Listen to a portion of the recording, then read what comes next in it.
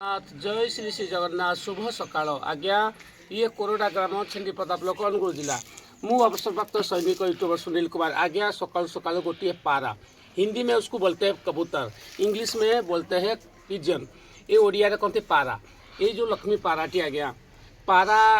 अपन पाराटी जो घर को गले शुभ है तो पारा टी कौन है आज्ञा क्षत बेक्षत अवस्था पाराटी खसी पड़ा ये रास्ता रे तो पाराटी की बर्तमान देख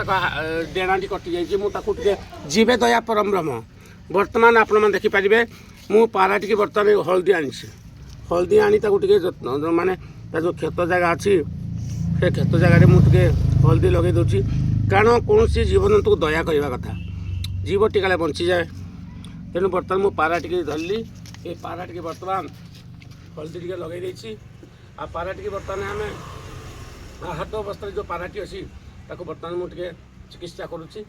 आउ भगवान को दयारू पाराटी बंची जाऊ आ पाराटी बर्तमान जीवन अच्छी पाराटी बहुत भल अच्छी सुस्थ हो आशा करुच्ची प्रभु जगन्नाथ प्रार्थना करुच्ची पाराटी भल हो जाऊ